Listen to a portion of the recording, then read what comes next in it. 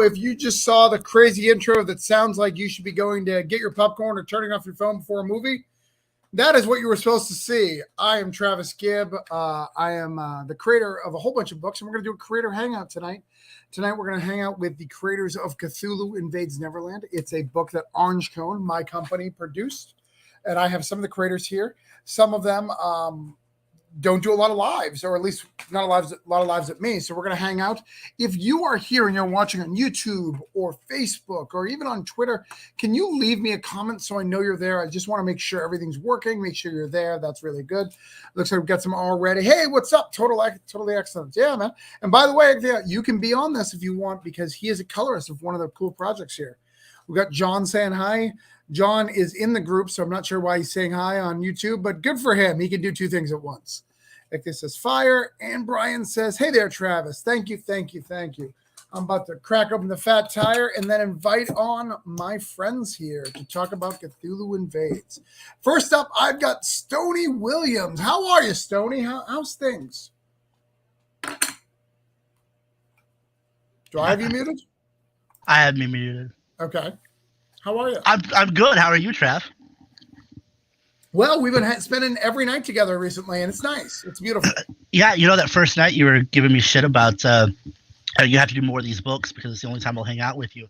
But my wife was saying, don't you guys spend like an entire month together when you do these books? Like, that's true.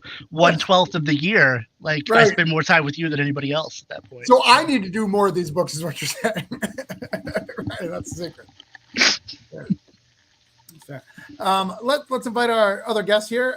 Next, I'll invite Sebastian. How are you? How's things? Things, summer's ending. Got to go back to teaching, so it's nice to be able to talk to some, adult morons instead of the ones I'm going to have in a week. Speaking of adult things, did you read Hellfire Gala yet?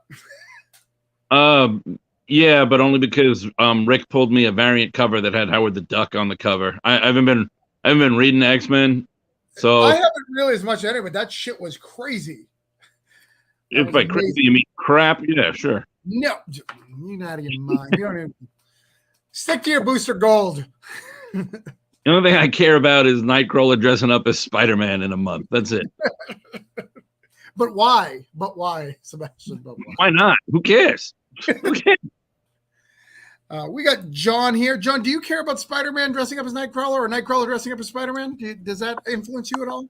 I do like Nightcrawler. I am a Spider-Man guy, but I don't care what he dresses up as. But do you think Kurt can be Peter? Like, do I think? Can he don the mask? And he's got the abilities. He's got the moral character. I think he's in line with Peter. Yeah. If Doc Ock can be Peter, why can't Kurt Wagner? Well, right. That is a great question. We're going to invite Lindsay in the house. How are you, Lindsay? I'm doing better than my cat, who is sitting next to me and having a hairball at the moment. So if you hear any terrible sounds, please excuse. He'll be better soon. So this is an ongoing problem. Hairball City. I don't know. Cats do it. They seem fine afterward. I assume it's okay. Right. Again, going back to the Kurt Wagner Nightcrawler problem, something Nightcrawler has a problem with that Peter Parker does not. Hairballs was all his fur. I'm just saying.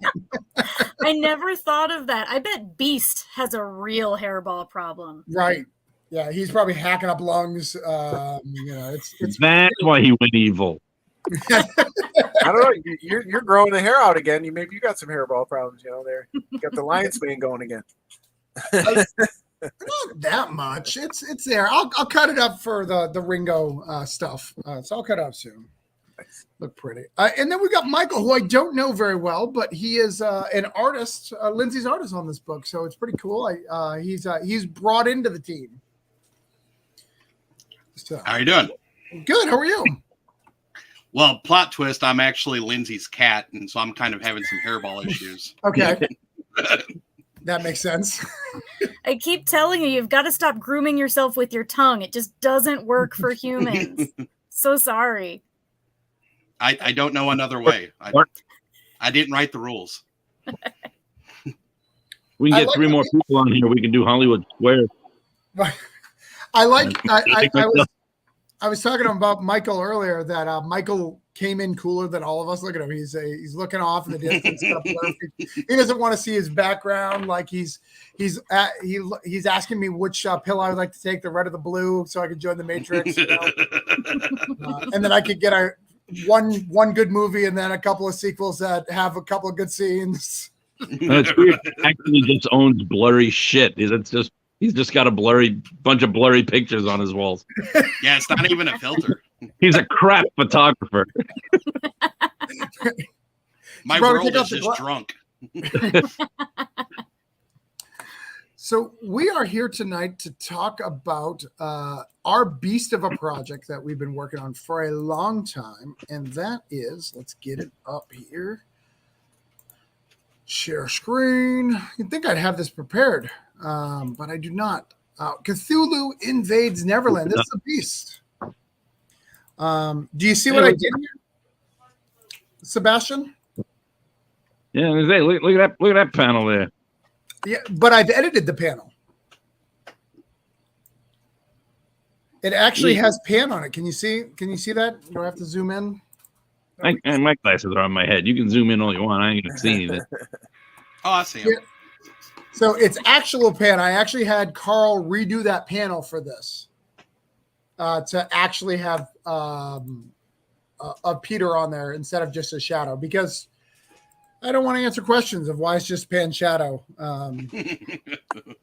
I had him draw it up. That's the question. Yeah, that is the question. So a lot of you guys are, so we've got 3 of you guys who are brand new to the series. Sebastian and Stoney have been around for a while. And both of you guys took a bit to get in here, which is crazy. So Lindsay, she had sent me a script and then we had communication issues. So it took her forever to fully get in. And then John replaced somebody.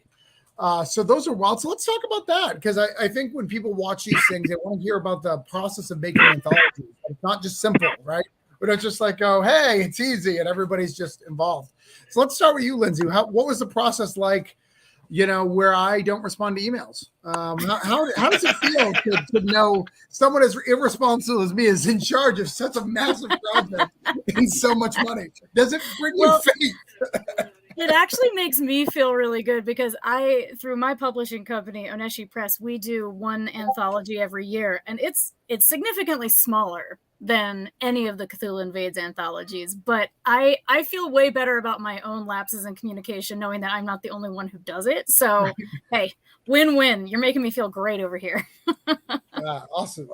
Yeah, we had some trouble, but I really wanted someone of your publishing company to come in. That was the thing. Because remember, it wasn't, I didn't say who, I was just like, here's what we'd like, and then you guys picked over, like, is that okay? And I was like, hell yeah. Because I think you guys do great work. I love your books. I back most of them. So I think there's some great stuff there. And you guys just finished up a campaign, right? Oh God, I don't know. Things have been crazy. It's been a crazy summer, but we did finish up a campaign for a novella in May, I think. End of May. And then we took a little bit of a hiatus focusing on some other stuff. But last year, we had done a sort of Cthulhu-based project where we made a Cthulhu-based coffee and a coffee cup. And we did this really fun little comic to kind of explain how Cthulhu and the coffee go together. And we teamed up with Michael to do the art for that comic. And he really knocked it out of the park with this design of Cthulhu that we were just like, we need to work with this specific Cthulhu again. So this is the perfect opportunity to go in there and get a little piratey and have some fun with our version of the character. We call him Thick Thulu or Dude Thulu. He's got a little bit of the Big Lebowski look going on. And you get to play with the croc. You play with the croc a little bit too. Not to spoil a little bit, but you can play with the croc, which is cool. Heck yeah. And you're that was actually my favorite part. Yeah, you're the only person. So we have a TikTok story done by Rich Duack, Road of Bones, worked at DC, Rich Duack. And then you guys are the only people who get to play with the crocodile. That's it. That's all we see, So. Nice. High five, Michael. Woohoo! A funny story about the crocodile. The crocodile was reserved for Cullen Bunn, and I think I sent you that in an email. So we gave him to Cullen Bunn. He requested the crocodile. He's like, I'd like to do a story about the crocodile. And then he did a story and didn't use the crocodile. And I would argue with it, but he's Cullen Bunn, and he's writing like 80 books a month. So who am I to judge on what he does? He clearly is doing more work than me.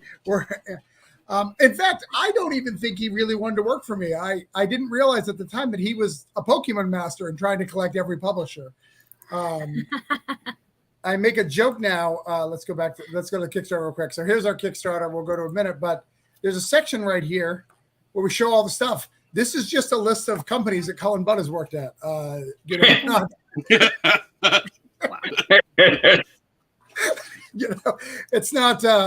It looks like we're very. It's just Cullen Bunn in all of these. So riding those coattails, I love it. Right. So that's fun. And then John, you let's go to you. You have an interesting story. You replaced a fan favorite in this book. And we haven't seen him on the internet a lot, so I assume you murdered him. Well, you called me up and said, I need to get rid of this guy. Right. Can you take him out? You'll get a spot in the book. And I was like, well, he's getting kind of old and slow. I think I can take him. So yeah, he's disappeared. Well, we don't have to go into, who didn't, who wasn't able to do their thing. But I appreciate being invited at all. I appreciate that you went down the list of creators and you were like, I literally have no one else to ask. Right. I have ran out of people, and I was like, yeah, I'll do it. Nice. But yeah, it was a lot of fun. I've been a part of a dozen, maybe more anthologies published by myself and my peers, but I've never been invited to participate in someone else's in 15 years of writing and creating and publishing. So it was so nice to literally to be serious here. I literally got the call. I got the call from Travis. He picked up the phone. I was like, I want to ignore his call, but I guess I'll answer it. And it was just really nice. It was really nice. I really appreciate it that you thought of me to fill in. Again, the circumstances weren't ideal, but I'm not. I couldn't even say I'm anybody who really knows the Cthulhu lore. But when you pitched it to me, I said, let me call up our mutual friend Chuck, see if he's got any ideas for the story, and we bounced some ideas around. You already had an artist lined up for me. That was amazing too. I've never really had somebody, pair me with somebody else. And Emily Reset, I worked with on this. She was amazing. Just great. The whole process was great, and I just really had an awesome time. And I'm so happy to see the book come to light now. Well, I think I want to go into a little bit of detail. I know that I'm not trying to throw it, but Chuck got too busy with real life stuff. It wasn't comic stuff. It's that his real life kind of changed his life. So he got a little busy, which happens. Like, what are you doing, Sam? Messing with stuff. You just talk. All right. Fishley says, what's up, guys? Hey, Fish. By the way, Fish, you're always welcome on these because you're part of the project. So Chuck got crazy, but one of the things so I had to turn the plot over to John, and John I gave him the option to start from scratch, to do whatever he wanted. And I chose John specifically because one of the reasons why I chose John is because he's friends with Chuck. I wanted to choose one of Chuck's friends because if someone's going to do that, but John, just don't ever admit that on the internet. Right. John's heart for Chuck and for the community was really good. He was like, hey, let me talk to Chuck.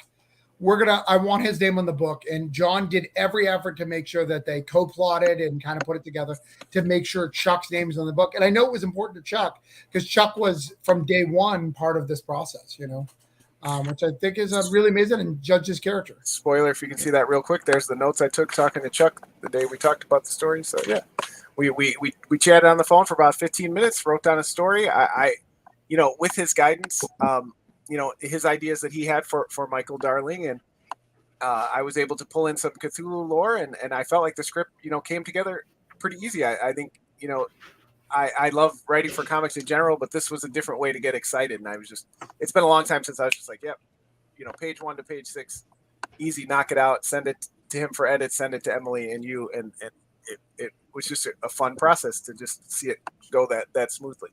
Nice.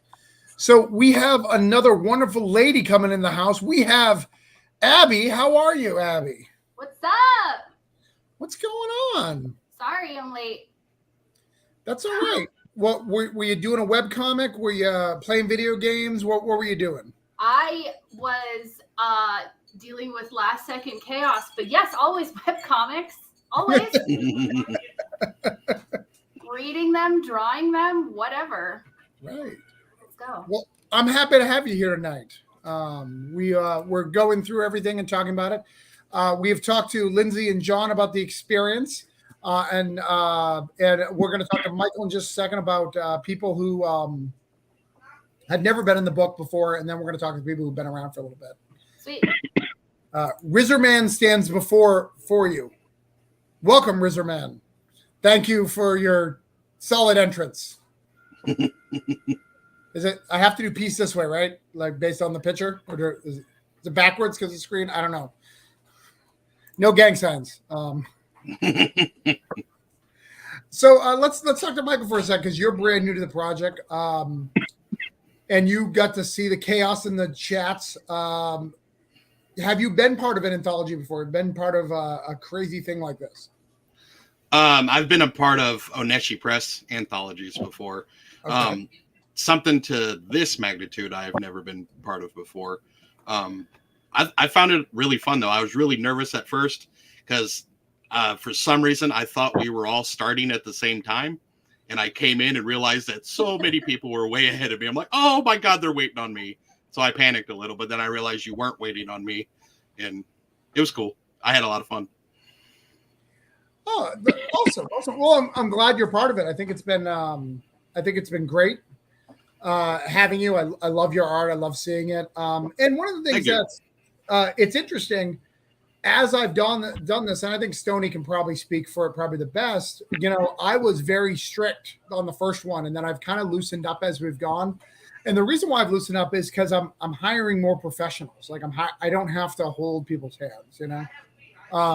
Lindsay can probably attest to this. When you put an all call for stuff, you get various levels of professionals and people who've done comics before, and everyone deserves a shot. You know, I'm not saying that, but that's not the way Cthulhu runs. I hand pick everyone. You know, I hand decide, hey, you can come in, or your publisher can have a spot. So it makes it really easy. I trust everyone's going to get it done. And even ones that don't, like we talked about Chuck a minute ago, we have a solution and a backup, and we can get it done and do it. I mean, I think Emily and John had it done within 30 days of announcing it, right? From you getting it to doing it, more or less. Yeah, close. Took us a while. I helped Jerome letter it, so it took us a while to finalize it. But yeah, probably 5-6 weeks stuff. Nice. That's nice. So, Sebastian, you know how horrible I am in real life. How is it to work with me in non-real life? It's way better, right? Thanks to computers, I don't have to actually be with you. Yeah, it's great. Yeah, the smell is really upsetting. I understand. So I don't drink iced coffee. I don't hang around in donut shops. It's hard to keep up with you. Right. You can just probably go to one Dunkin' though and go, "Hey, do you know which one Travis is staying at today?" And I'm sure they can tell you. Well, way back, the first time you tried to get me into anything, we hung out at a Dunkin', and then that led to going to your house and meeting a bunch of crazy people, and then yeah, periodically, you either remember I exist and come back, or there was the one time a couple of years ago, and I was like, look, I haven't written anything because I mostly write for myself. I need you to light a fire under me and give me this amount of pages by this date. And you did. And I know you really only talk to me because Carl likes to do stuff with me. So you're like, oh, if I deal with this loser, I'll get Carl Moline of almost as many publishers as Colin Bunn fame. But I'm willing to you know, I can accept that. Well, over the years, I've befriended Carl pretty well. I actually don't think I need you anymore, to be honest. But that's a fair assessment of the friendship. How many times a year does he sleep over your house? Is it? Oh, okay. We have adult sleepovers because it's not worth him driving back. I mean, I'm sure I could get him to sleep over my house, but that's a weird. Weird flex there, Sebastian. You have no idea. He is my hetero life mate. If anything happens to Angie, I'm just moving in with Carl.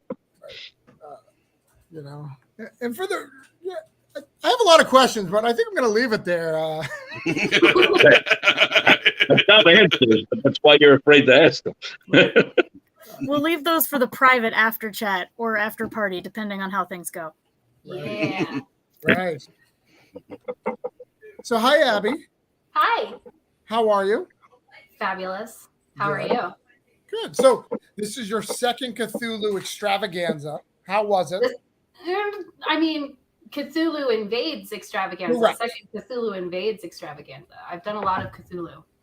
We don't. Russell Oh, is dead to me. Russell's dead to a lot of us, apparently. It's because he's not on Facebook anymore, and he seems Oh, yeah. way happier with it. I got to tell you, Yeah. the last couple Yeah, of days I've seen him. He was Yes, on the this show. is my second Cthulhu Invades Extravaganza. So how was it? How was it working with the wonderful Wendy Gale on a beautiful story? Beautiful. Oh, she's fabulous. The story made me cry when I read it. And she told me what she wanted, and it was kind of like, oh, yes, like this is the first time that I get to experiment with this style. So it's not my normal style, but it's definitely a style that I wanted to do in the past with other things. So it was nice to be able to experiment with that and the color palette and everything too. So it was fun. And it leads into the most important thing that we've been doing with Cthulhu is Cthulhu loves dogs. So that's important. That's been consistent through all Cthulhu Invades. I can't remember if I'm the one that came up with the design for Nana or if somebody else did that and I just drew from it.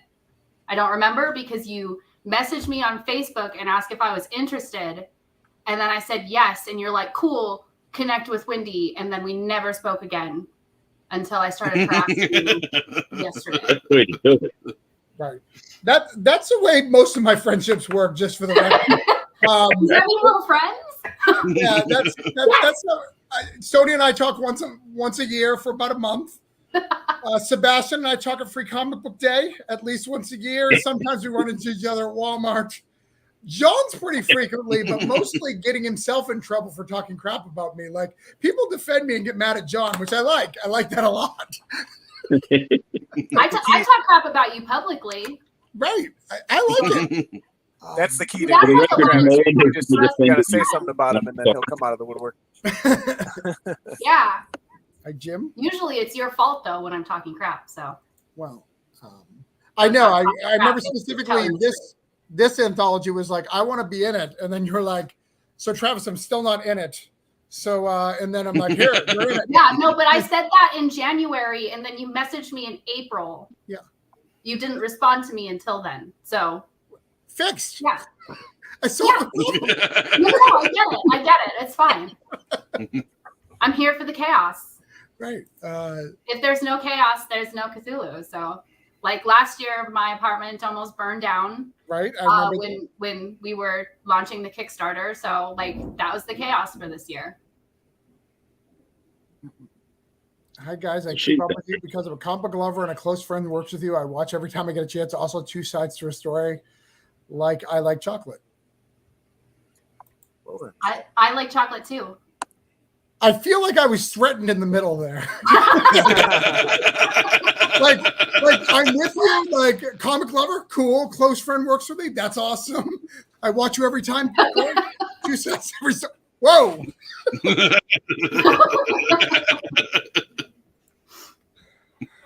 Whose story you been listening to? My God. Shit. All right. I feel like Randy's going through a breakup, and I'm worried about him. Wait, Seb. He popped in right after you said that you sleep with Carl a lot.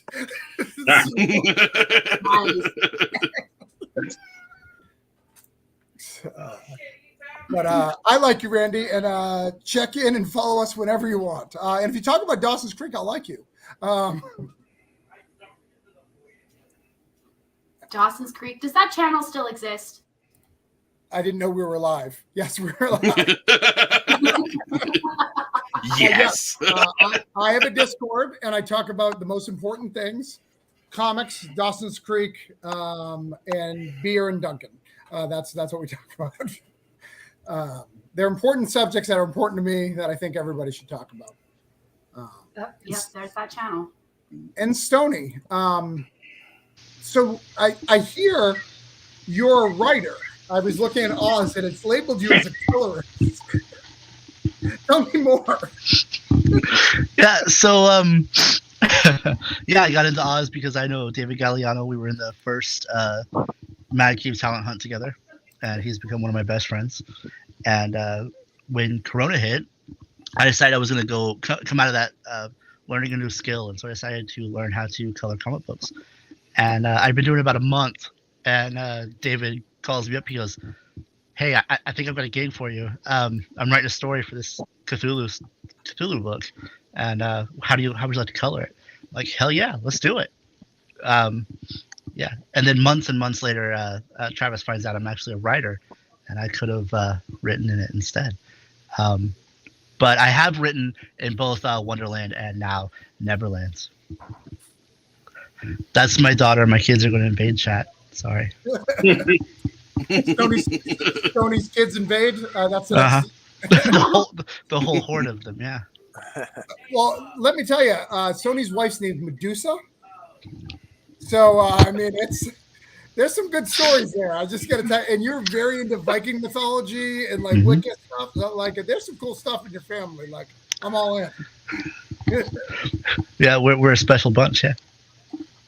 So I'm excited about all that. I love all that. And Abby's even talking in the chat. I appreciate that. So let's go over the Kickstarter a little bit. Let's play with it. Let's see what we got here. So we can get some backers. I would love us to get to, 14K. We're pretty close. Doesn't take a lot at the book being in the price tag, but this is our book, Cthulhu Invades Neverland. It's over 200 pages. And just to give you an idea, we are at current count 186 pages of story right now, and there's still a couple stories I'm waiting for. So we're doing great. It's going to be a big, giant book. Before we started this, I said it was going to be smaller than Wonderland. I lied, apparently, because it's getting big. Oh, and for those who've been around, biggest one yet? Guess what? We've been Ringo nominated. So if you're watching this, us who were here last year, Sebastian and Stony and Abby, we're Ringo award winning or award nominations. Oh. I'm a creator. If you wrote something, if you drew something, you can now claim that on all your resumes forever. Oh shit! Change my right now. Hang on. Yeah. You guys are now Ringo nominated, which is pretty cool. Yeah, and if we win, I will be. If I win, I will be insufferable, like a Ringo and a golden burrito. Right. Like, there'll be no winning with me. I feel like that's the point of these types of things, is to be insufferable about them once they happen. I feel like I'll be insufferable about it whether or not it happens. So wait. I'm insufferable anyway. Supposed to win something before we become insufferable? No, you don't. Just be insufferable. You jumped the gun. That's why I'm here. My favorite story about the Ringo Awards is Bob France, Metal Shark Bro. They got nominated, and so he did not plan to win, so he printed out all these stickers that said Ringo nominated, and then they actually won, and he was like, oh shit, we actually won. I need to take all these stickers off the trade. Like, he thought he was being funny. I was like, I want the trade that says Ringo nominated, not Ringo won. I wanted to know you before you were cocky. But yeah, I'm excited about it. So hopefully it's cool stuff. But Stony, you also got that Mad Talent Search winner, because you were a Talent Search winner too for Mad Cave. So that's right. Yeah. You got all sorts of crazy taglines for you. Yeah, I'm gonna have to get a local thing called the Spaceys. I couldn't even pull that off. I was close, though. I was second. Somebody who didn't live in my goddamn town won. Spacey runner up. All right, so we got all these cool things. We got, a book. It's cool. Here, let me show you. They're like these books. It's just different. They're just different. Same thing. They're nice. They're shiny. They'll have a cool gloss or something. We have 3 covers. We have a cool hardcover. We have this softcover by Angela Otley, a favorite of a lot of people. We got this standard edition. And look, if you watch this, it's The Shadow and Tinkerbell and all sorts of cool stuff. This will replace. Look at all these cool creators with all these cool names. We can't see it, so we can't look at it. Yeah, you minimized it again. Oh, there we go. That's better. All right. So here we've got we got the covers. See, that's what they look like. We got this rotating gift. Gifts are kind of cool. It'll change every couple of seconds. It's nice. Gifts are fancy. We got all these right. We got Cullen Bunn, Carl Moline, Rich Duack, Pat Shan, Rich Woodall, Richard Fairgraves, Mary Zola Bellama, who does My Little Pony, Russell Nolte, Stan Yak, Tom Lins, and everyone here. All sorts of really cool people. Look, we got a cool cover. I like it. It's got Hook and Pan and Tinkerbell. This cover, that's Lost Boys looking up at Cthulhu. And they got crazy cool faces because she does cool cartoony stuff. Look, it's our hardcover that's printed on top of a Peter Pan novel, which is nice. It's hand painted. It's very, very cool. And then we got all the old books. Yeah. If you want a Ringo nominated book, there you go. If you want one of these, you can get all that except for the one that's sold out. And even that, I got a couple. If you tell me you want it, I do have like 1 or 2. I was going to say you couldn't pull a couple out. You don't got a couple laying around. Yeah, I got a couple, but I didn't want a whole bunch of people to order. I got a couple. We got this cool picture. Look, it's got a whole bunch of art from the book. Isn't that nice? I legitimately love that Croc picture. That's pretty badass. Yeah, that's Stan Yak. He's killing. He's gonna kill it. We got 24 pages right here. If you click on it, this is the book, Stoney, that you would be giving to your people. I can send you some because you're owed some comps. I would love some, yeah. Then we got Peter Pan. He fights. Fish Lee did that. So what I'm going to do is I'm going to go through the basics of the characters here. When I get to you guys' character, I'm going to let you guys talk about it a little bit, if that's cool. Sure. So obviously Pan's got a story. We got Wendy's got a story. We got Toodles. We've got Michael Darling. That's our first up. John, tell us what's going on with Michael Darling.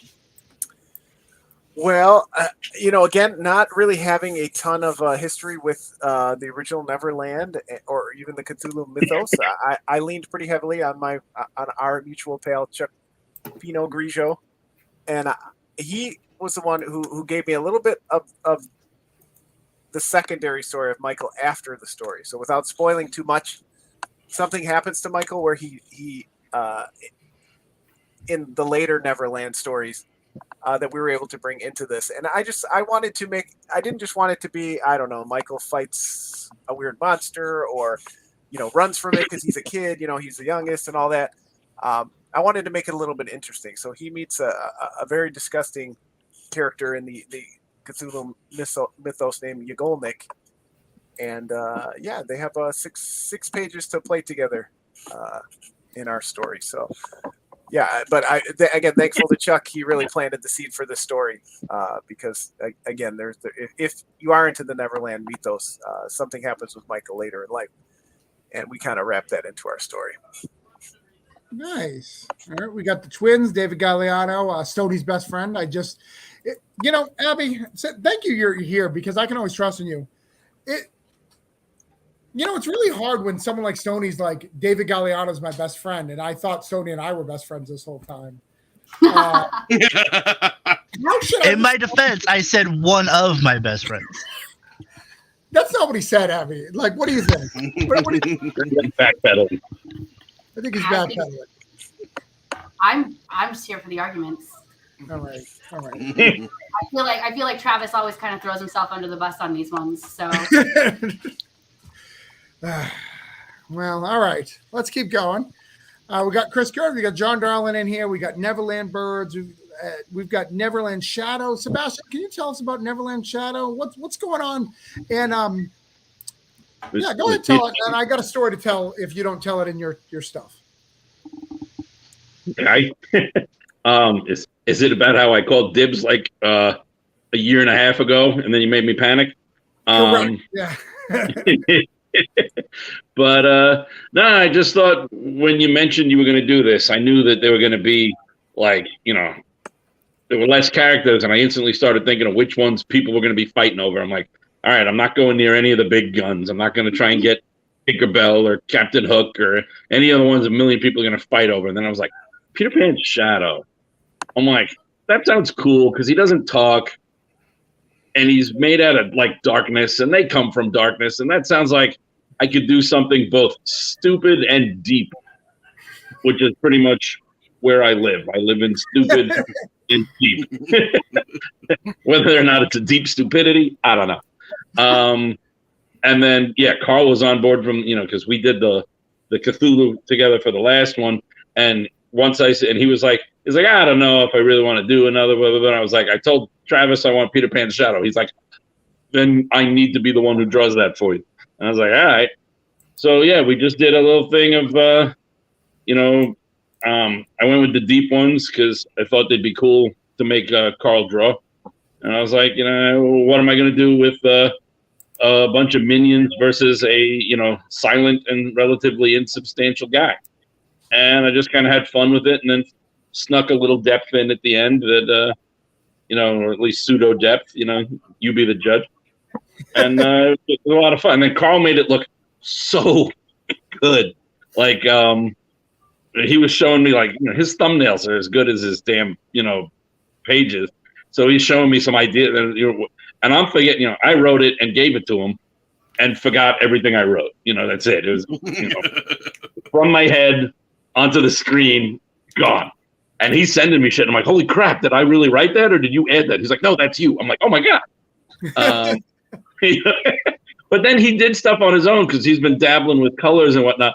And he's got some panels at the end with this ending shot, and he's got like a deepening red, like the sun's going down. And I was like, that's beautiful. I'm like, I know I didn't write that because I'm colorblind. I know I didn't say play with the colors. There was one panel where I said that a shadow falls over Pan's shadow, and I said, good luck drawing that. Have fun. But he said, no, he started from the beginning of the story to the end. The colors change each panel and each page because he's got the sun slowly setting throughout the, like a ticking clock throughout the, and I'm like, and that's just shit he did to make his work harder because he's nuts. But yeah, it was beautiful for something so dopey that I just like, oh, I want to mess with this. Carl made it look so legit. Yeah, I remember deeply the first conversation about it, and I was like, well, Seb, there's not a lot of characters this time, and I'm trying to hit, because I had planned on calling Bond, or I had a couple of big games. I was like, they're going to choose, so there's a lot of characters. He's like, I want Pan's Shadow. And I was like, oh, well, I can offer you that. That's fine. I went in this long spiel of like, well, don't be disappointed. You may get like pirate number 4. And you're like, no. like you're gonna go find some other replacement for that one. I'm a diva.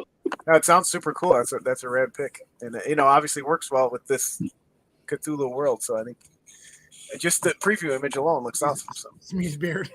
Oh, that's one of the best pages Carl did. He gave me a page for my birthday, but he made me pick because he's a bastard, and I was like, it was so hard to pick, and then he kind of talked me into one that I didn't want to take because I'm like, you could probably sell this one, and he's like, for the most because it actually had Cthulhu on it, and he's like, you want it, you want it, and I was like, yeah, but this is what you do for a living, and he's like, you want it, and I'm like, oh, but I could open up a museum of Carl Moline art. That man, he's always giving me pictures. Hell, he drew me in an issue of Superboy, so. I may not have worked with you, but I exist in the multiverse. You steal the art while he's sleeping at your house too. That's why I have to go through it. I have to. Well, he would every year. Like I would throw these big birthday parties. He would come over, and after drinking and him living at the time, now he lives a little closer, but he was living like 3 hours away. It wasn't worth it, so he'd sleep.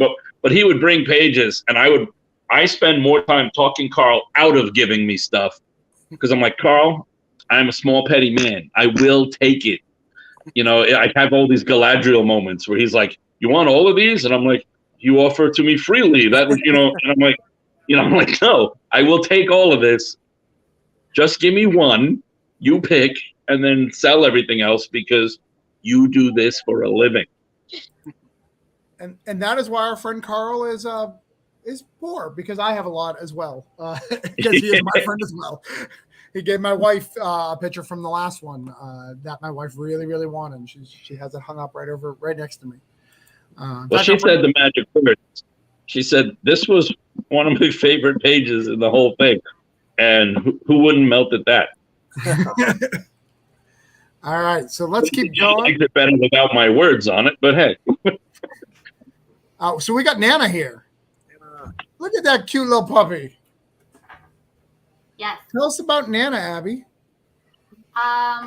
So this is the first time this year, the first of 2 times this year, that a independent publisher has messaged me on Facebook and been like, "I have the most beautiful story for you, and I want you to do it." And I was like, "Okay, cool." And then it took a little bit to connect with Wendy, but yeah, I really loved her story and I really loved the concept. And we went back and forth a little bit on like the colors and the design and stuff. But it's just a really like kind of sad, like pretty story. And I really wanted the art for it to kind of like reflect that.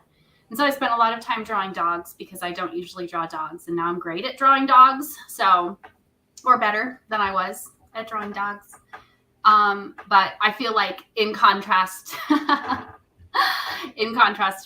Rob, I really like the whole thing was just a thought process. There were no words for mine. So I didn't really have to think about the placement of that and just like focused on the flow of the panels. And yeah, I can't be like loud and obnoxious about this because it's actually a really pretty story. So. Well, you could. Well, what's great about this particular story, this could fit. This doesn't even need to be in the Cthulhu book. Like it's its own thing. Like it's a beautiful piece by itself. You don't need the Cthulhu stuff to make it as heartwarming as it is. It's a beautiful little story. I love it a lot. Yeah, it was very pretty. I really appreciated being able to work on something a little bit different and not draw tentacles for a little while. I've drawn so many tentacles, man. Like there are no tentacles in this one. So many. We got TikTok. We got Tinkerbell. We got Tiger Lily. We got fairies. We got Stony. You've got this mermaid chick. What's she doing? Yeah. So yeah. There's Thanks for clearing that up. Yeah, you're right. Yeah, I'm very concise. It's really hard for me to talk about this without spoiling it. You got 8 pages, right? She is summoning something. She's pissed off and mad about it, and she's gonna take it out on some pirates. I really enjoyed doing this. I landed on the mermaids because, like Travis said early on, he said that this is going to be a very small book with very few creators. He said maybe 15, maybe 15. Right. And then, like as soon as the Wonderland was done, I messaged him and I was like, I don't care what I have to do. Like I will proofread if that's what you want, but I need my name in this 3rd book. Right. And later on, he was posting about the characters he had and what people could do, and he said the main characters are going to be taken. If you want a chance in this, you'll have to do something like pirates or mermaids. I was like, yeah, okay, we'll just start there. And so yeah, I went with mermaids, and I fucking loved it. Ben and I went back and forth over some of the designs for the mermaids, both before and after they get pissed off and mad about it, which was a lot of fun to go through. They go through this kind of transformation and go and look at their more monstrous form, going through different sea creatures as inspirations. And I think we settled on anglerfish. So, yeah. Yeah. Don't feel too bad about spoiling it. It is part of the preview, so if you haven't checked it out. Yeah, Right, true. yeah. Send me the preview. I will say this too, like you and Ben, this is your second team up, and I can't wait for the beautiful poetry book that you guys are going to write one day. You guys make beautiful poetry together. We do make a pretty good team, actually. So I did the poetry for the Wonderland, and I was really nervous about it. I was trying to match the original Walrus and Carpenter story, that poem, and I was really nervous about it. And I sent it to Ben. I was like, "What do you think of this?" And he actually broke it down because teaching poetry is part of what he does. He's an English teacher and he does poetry, and so he actually sat down with it with the eye of a teacher and went over it. He's like, "Yeah, no, this is good. It's great. Go for it." If I had known that's what he did, I might have been nervous sending it to him. So, right. You're like, oh, all right. Lost Girl. So one of the things I realized that there's never been a Lost Girl, and I thought that was a travesty. So I was like, hey, Matt and Steph, we don't have enough characters, so make a Lost Girl. And now I have a Lost Girl, and that's the story of the Lost Girl. Unfortunately, it's been a Cthulhu book, so it doesn't. It may or may not end so well for the Lost Girl, but I tried. Woodland Creature. So this is Woodland Creature. This one's a little funny because Jerome, the letterer of the majority of this book, and my wife really love My Little Pony. My Little Pony artist. This may shock you guys. I'm not a brony. I know this may have upset some people here. Right. I'm done. That's because you haven't blocked and reported. Blocked and reported. Pulling my story. And they were like, "We have woodland creatures. Let's get the girl who's drawing My Little Pony." So we did, and it's cool.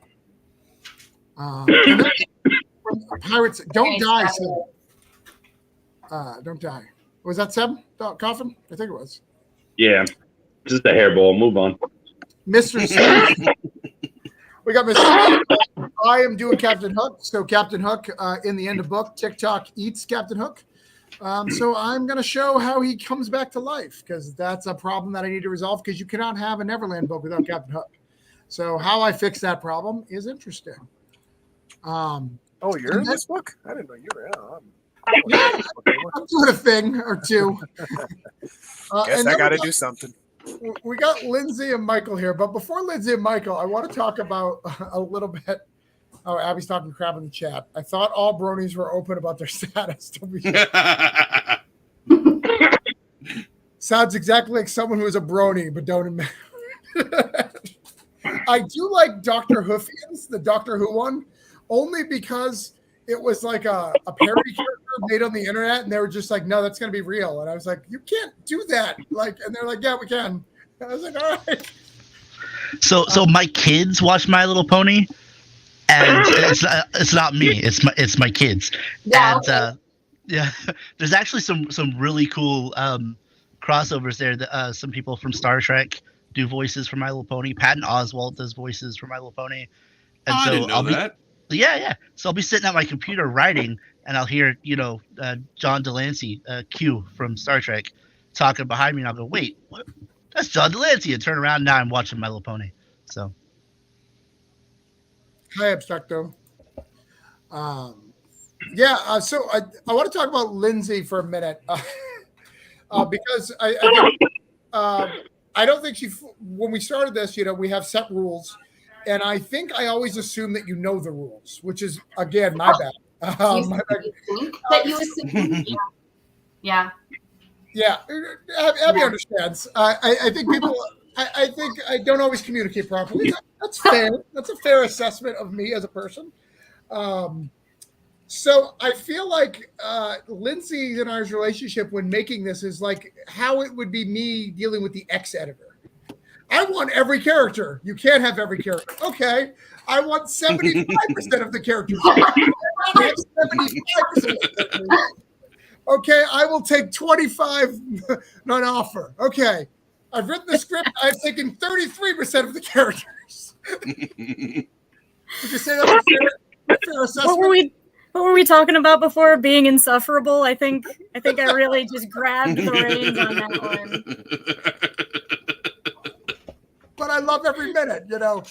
She was very smart when she's like, I'll take the Jolly Rogers. So she rightly assumed that she gets every character that's ever been in the Jolly Rogers at any time. I feel like that's the correct approach. Right. Yeah, Smart. it's called maximizing the potential. Yeah, exactly.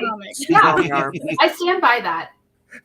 Also, I really just wanted to put Michael through his paces and see how many pirates he was actually willing to design and draw. So tell us about the narrow escape of the Jolly Roger. So when you put out the call for Cthulhu Invades Neverland, I had, through the pandemic, I had decided that every night I was going to read some Lovecraft because I have one of those gigantic collections of all of Lovecraft's fiction that's just been sitting on my shelf for years and years. So when you put out the call, I had just finished reading every piece of fiction that Lovecraft ever published and some unpublished pieces as well. So I was really thinking about the sort of the interdimensional, nebulous, where do all of these eldritch horrors come from? And then I started thinking about Neverland. And to me, Neverland is also exists in this other world, this other dimension. And so it totally makes sense to me that there's overlap there. And I think one of the creepiest things to think about with Neverland is that Peter Pan is the only one who seems to have ever figured out how to escape Neverland. And what the hell are all these pirates doing there? My guess is for a while when they landed in Neverland, they kept trying to go out and do their buccaneering or whatever, and they kept ending up back at Neverland and they couldn't escape. But over time, because of the way that time doesn't really work there, they kind of forgot what they were doing. And the Jolly Roger fell into disrepair. But to me, I don't know, I thought it would be a really fun adventure. What if they actually took the Jolly Roger, tried to get out of Neverland and become real pirates again? And then due to some interdimensional slip, instead of getting out of Neverland, they just bump into Cthulhu, and what would happen there? That's cool. That's a super cool concept. I really like that. I also really just wanted to see Cthulhu as what they thought was an island off in the distance, just rising up out of the water. And Michael, what was it like to draw all that crazy shenanigans? Most of it was pretty cool. I was hating life on having to draw the Jolly Roger itself over and over and over again. But I got really good at drawing pirate ships. Put that on your resume. I'm sure it'll sell. Right. I like this story. I think it's one of my favorites in the book, and it's such a good. And what's great about this particular story, as someone who does an anthology that has one continuity, what's great about it is it really fits at any part of the book. It could be close to the end, it could be right in the beginning, and those are the best stories for me. Right, it's very fun, it's very impactful. But it's fluent, so it can go at different spots, right? It's not like we murdered everyone. It's a fun adventure and jaunt. In the first one in Oz, once I got all the stories together, I realized that everyone destroyed Emerald City over and over again. So I literally had to build a plot device of how I fixed Emerald City because it kept breaking every story. But you did really well. I really liked that. You did a good job. So I love this story. I can't wait till everyone sees it. And Lindsay besides me, got to write the most characters that involve it. That's why it works for really Lindsay. Only 3 speaking characters, unless you count Cthulhu grunting. But it's fun. It's fun. All right, and then we got Cookson, who is the worst chef, Billy Dukes. We got the Gentleman Starkey, which is super interesting, and Lindsay can speak on this a little bit. For some reason, everyone loves this Gentleman Starkey. I don't know why. He doesn't have a speaking role really in the books. He's got a couple of nothing of it super important, but everyone must love the gentleman name because I literally had 6 submissions for this. Wow. And then you wanted to use Gentleman Starkey originally too, I think, right? He was one of your options for captain when we decided couldn't use Cook. Because you had to know about Gentleman Starkey because is he in your story? Yes. Yeah, he's still the main character. He's just not the captain because, well, he tried to steal the ship, but it didn't work out. And in the end, he's sad about not being a captain.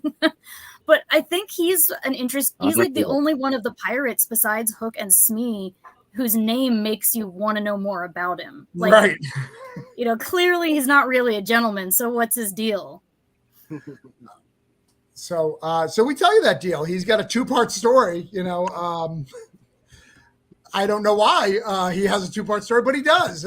People love him. And then if you count Lindsay, he's in 3 parts. So if you'd like to join Gentleman Starkey's Neverland adventures, he is literally currently, until I fix it, in more stories than Tinkerbell. I am fixing that because that was a flaw on my end. But can't wait for the Gentleman Starkey spin-off series. I was going to say, we'll just change it to Breakout character. Invades Neverland. He's the dude. He's the dude. And I got to tell you, the Gentleman Starkey people are harsh. The 2 writers that were there, they like wanted to see Lindsay's script, and they all got it approved. Like, I'm like, what is happening here? Going back to the, I ended up having to change my design a little bit to make it cohesive with their Gentleman Starkeys. Do not F with Gentleman Starkey. Like that guy does not. Right. Yeah. He's got fans. He's got fans. So I'll probably make a T-shirt of Gentleman Starkey. We got the Dagon, which was supposed to be a TikTok story, but Cullen Bunn does whatever he wants. So, all right, cool. Herbert West is a reanimator story. So one of the things that we've done differently in this Cthulhu versus other ones is we actually added a lot of Cthulhu mythos, meaning like actual books, stuff from the novels, other characters. In Wonderland and Oz, they kind of invade. So we only have like the supernatural deities and things that kind of go in there.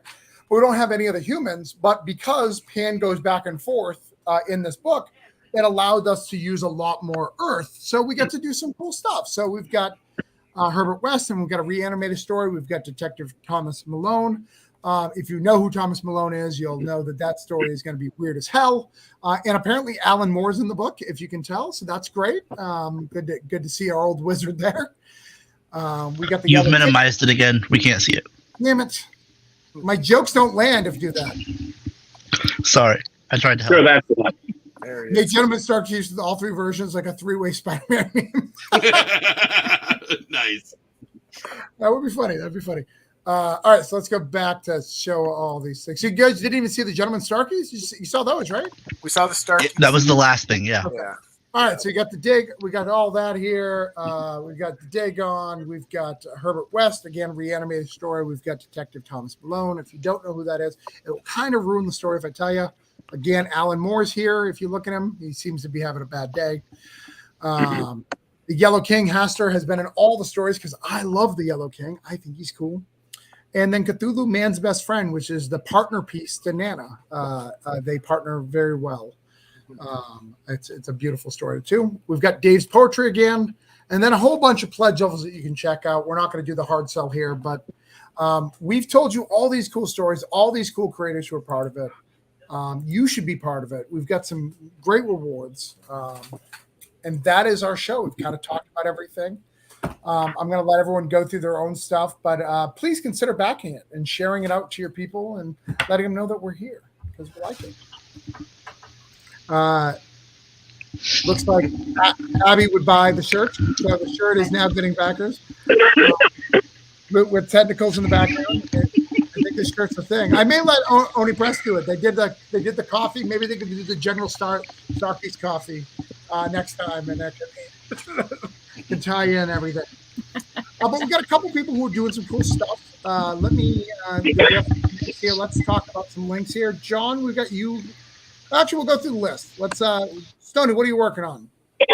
This Cthulhu Invades Neverland. That's the only thing I've got right now.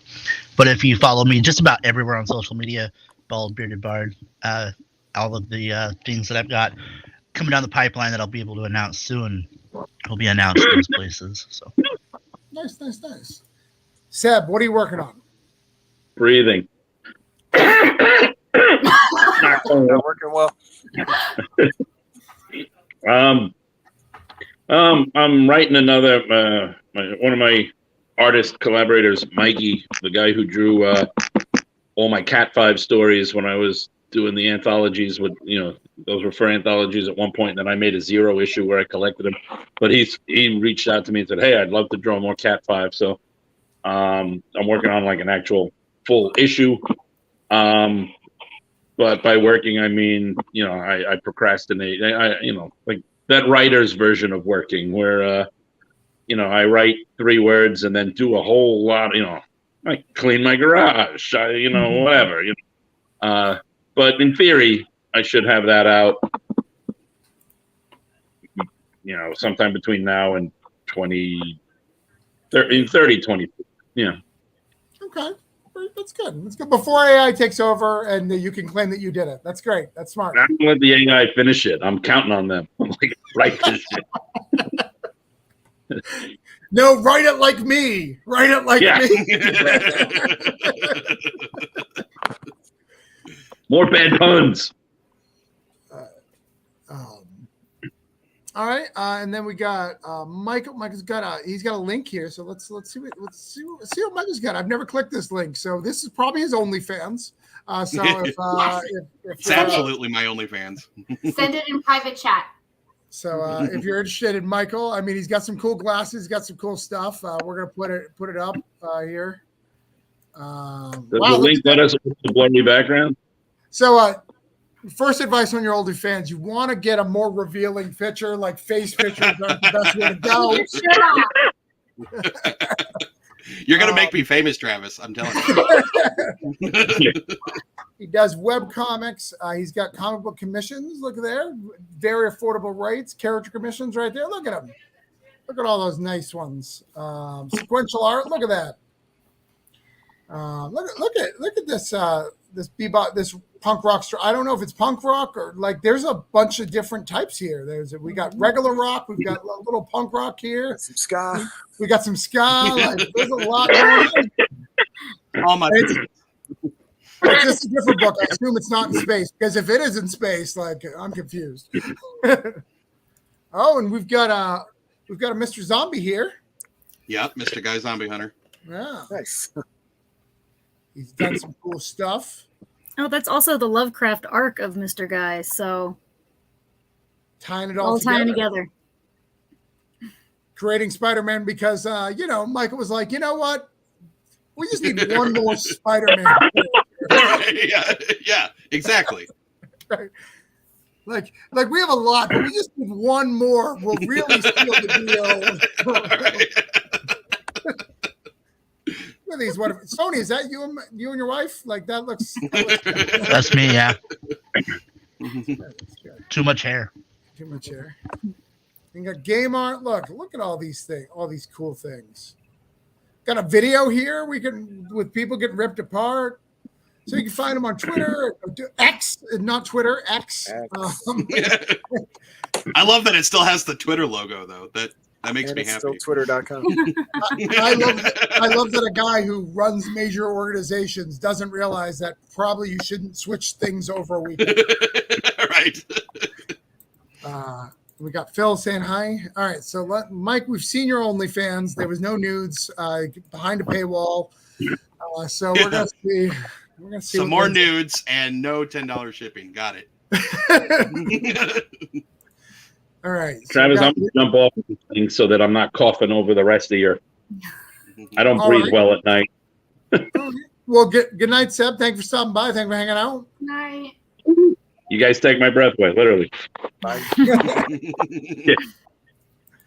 All right, let's talk about your publishing company a little bit. We got some stuff. All right, I got to talk around a cat butt. Talk about catbutt.com. The cat's like OnlyFans. I know what we have to do for an OnlyFans. He knows what's up. He's teaching me. This website has been updated since last time I saw it. It's a massive shop now. Yeah, we just actually we just started a giant sale, so I thought I would share the store link because all of our books are 25% off for the rest of the summer, basically, in digital or print. So if y'all like comics anthologies or comic books or fantasy books, we got them. Coffee. I'm a big fan, by the way, of Pack. Pack is my favorite book that you guys do. Please, if you haven't checked out Pack, please do. It's about dogs. I like dogs. Vigilante dogs roaming the streets of Brooklyn, putting Like they crime do. under the fang. Like they do. Look at this freebies. There's free stuff right here. Mm-hmm.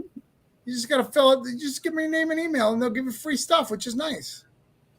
Like all the time. Yeah. Look at all the cool stuff. Tracy Queen's here. She's sexy. She's definitely has an oldie fans. I don't know why kids don't get at the bottom. We have seriously discussed like finding a model and getting like a VTuber like video version of her going specifically for an OnlyFans. Okay. Seems like it would take a lot of work up front, but I think we'd make a lot of money on it. Sure. The long-term investment would probably pay off. Yeah. But you guys can check this out. Let me share. I got to share Michael's and yours in the chat so everybody who's watching this can do it. And stuff. But the store is good. So if you haven't backed any of Express, what is the next Kickstarter you guys got coming up? Our next one, we're weighing options right now. We might do a second edition of our first illustrated fantasy book because we sold out of the first editions. Or we may do pack 4. We got to see which is ready to go first. I feel that with my heart. I have a whole board over here that's like, what's next? Whatever's finished. Mm-hmm. Exactly. It's a good way to do it. That's my list right here too. What's next? Check it out. That's what's up next. Yeah, that's why things like Holiday Spirits annoy me. Not because I don't like the book, but because it has to be out during the holidays. It annoys me. It has a set deadline. All right. Well, who else we got back here? Who's got some stuff? We got Abby. You didn't send me a link. You got a link for me? I guess. Send me a link. I don't think Abby was here when you asked for links. Yeah, give me a link. I'll bring John's up while we wait for your link. Ugh. Where am I sending it to, though? Private chat, please. You don't respond through Facebook. Right now, he got his attention. You want me to send it on Discord? Abby, Yes. I am a married man. When a woman messages me on Facebook, I just panic and You shut messaged me the first. I just shut the computer down and throw it away and say, I didn't do it. I didn't do it. But yes, send it to him on Discord. He's always on Discord. Discord, okay. No, just said it. There's a private chat right here in the StreamYard. Okay, that's where I had originally pasted it. There you go. There it is. All right. By the way, just in case my wife is watching, she does not treat me like that. She's I not. love you, Heather. I swear she doesn't beat me. She's not the Dallas type. She is okay to go. Like, I don't trust that bee, but that's about the extent. But I think any woman will just let them know, hey, I get a vibe that one shouldn't be around you. I think that's a fair vibe. Okay. All right. Okay. You good? All right. Part-time. What are these books? What is going on over here? Oh my gosh, so many books on a poorly constructed web store. Activate cash back. What are you doing, Travis? Yeah, so I am Part-Time Comics.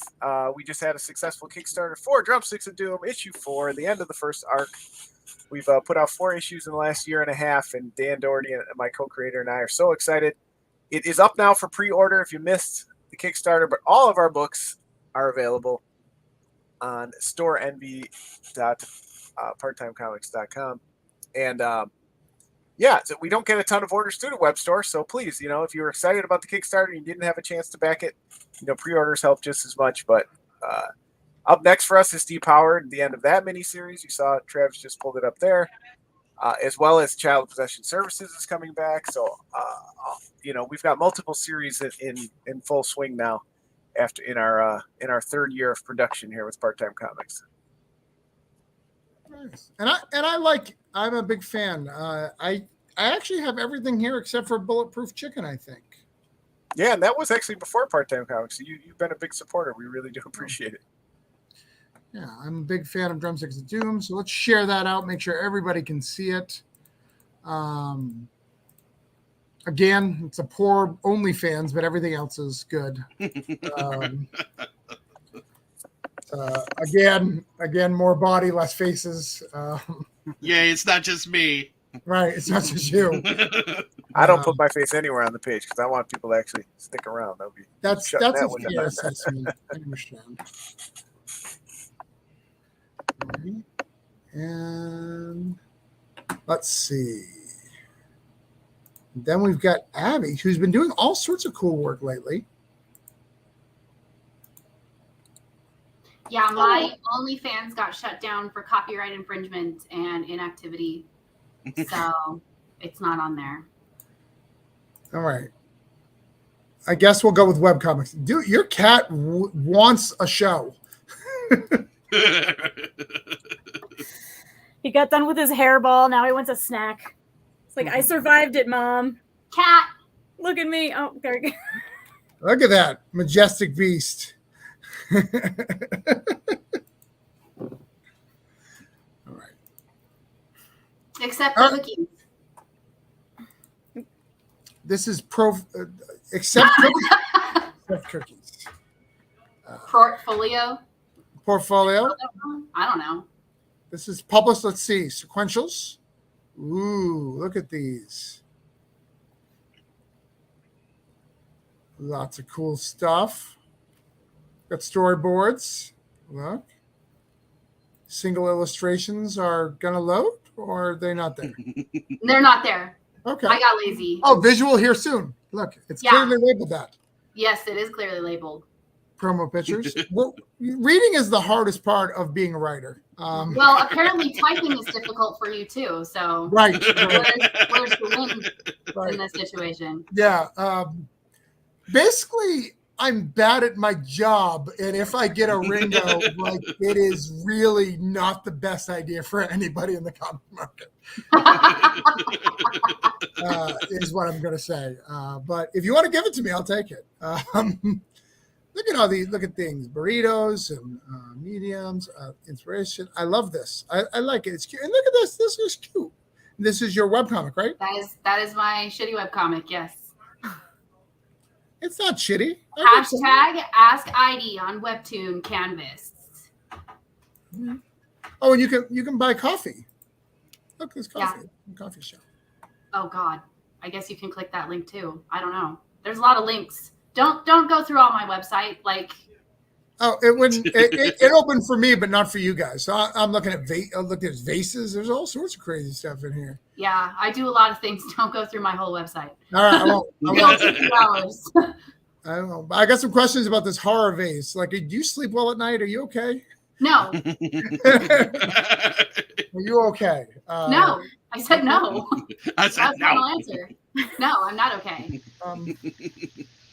All right, I have to listen to a podcast, but every podcast tells me a website for online psychology. I don't know what it is because I never pay attention to it. It's normally where I go to the bathroom, but I'll find it and I'll give it to you. Okay, thanks. Online therapy costs about $150 a month, no matter how many sessions you do. So, Well, why don't we buy it as a group? Maybe we could buy it as a Cthulhu Invades plan. Buy it for everybody. Listen, I am a licensed clinical social worker. I'll cut you a deal, okay? Get therapy.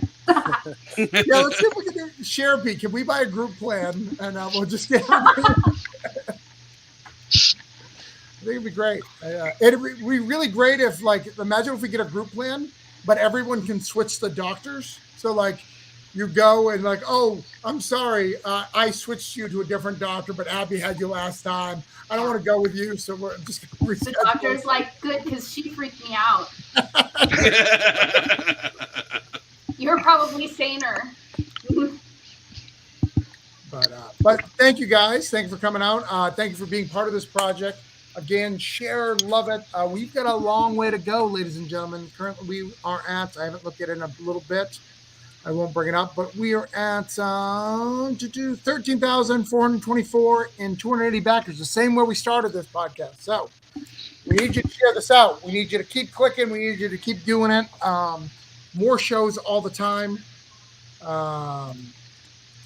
We got the link. I shared it. I shared all your stuff too. I did. Well, okay. I didn't share. All right. No.